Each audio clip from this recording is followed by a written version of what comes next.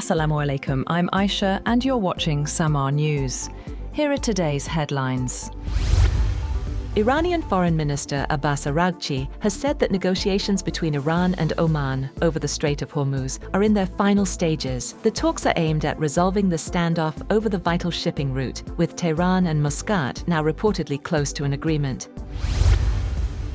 US President Donald Trump says that the United States and Israel have agreed to suspend planned military strikes against Iran, contingent on a rapid agreement to end months of tensions. In a post on Truth Social, Trump said US forces remain locked and loaded, but that he agreed to halt the planned attack following requests from Iran and other Middle Eastern countries, provided negotiations make swift progress. Trump said the proposed deal would require the immediate reopening of the Strait of Hormuz and address Iran's nuclear program, adding that Israel supports the temporary pause while diplomatic efforts continue.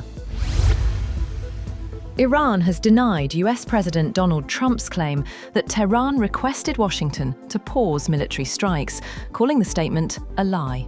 According to Iran's Mehr news agency, military sources said the country's armed forces remain on full alert and are prepared for any confrontation. The denial comes after Trump said on social media that Iran and other Middle Eastern countries had asked the United States to hold off on further attacks while pursuing a possible deal.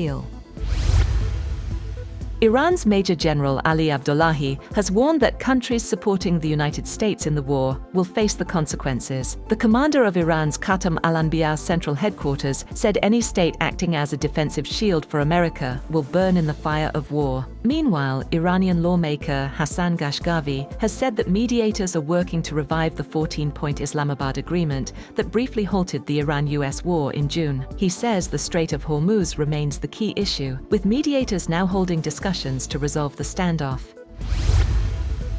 U.S. Secretary of State Marco Rubio says recent U.S. military strikes have made Iran more willing to negotiate over its nuclear program and security in the Strait of Hormuz. In an interview with Fox News, Rubio claimed the attacks severely weakened Iran's naval, air force, missile defense, and broader military capabilities, though he acknowledged Tehran still retains missile and drone strike capabilities. Rubio said the military campaign shifted the balance in Washington's favor and encouraged Iran to engage in negotiations. Iran has not officially confirmed the U.S. account of the talks or any reported conditions for a potential agreement.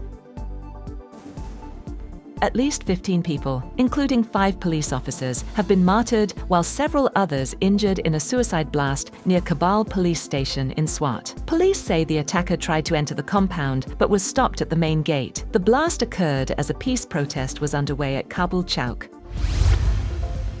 Hungarian Prime Minister Peter Magyar has warned of critical days ahead as falling water levels in the Danube River force the country's only nuclear power plant to shut down for the first time in more than 40 years.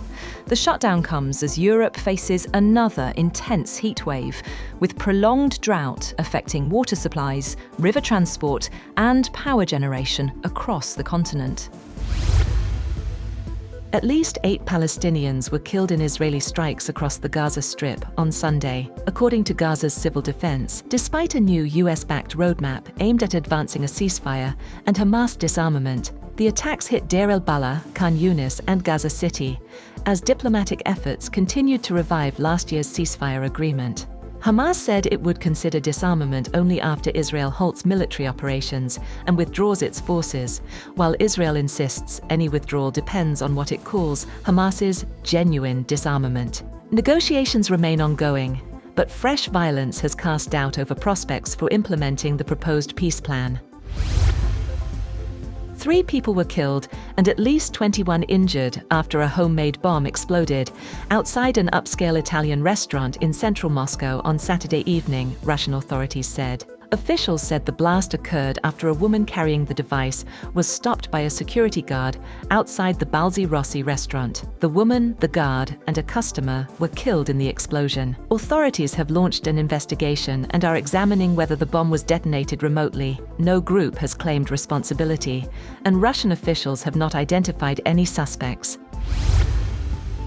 The death toll from the mass migrant rush into Spain's Ceuta enclave has reached at least 72, with 5 more bodies recovered from the coast. More than 50,000 people crossed from Morocco, while over 48,000 returned within 48 hours. Spain has reinforced border patrols and installed a 500-meter floating barrier.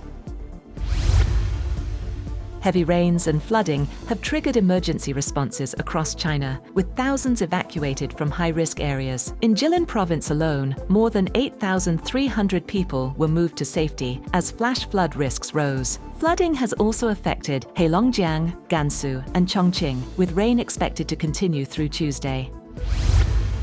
That's all for now. For more updates, visit www.samaa.tv. Thank you for watching Samaa News.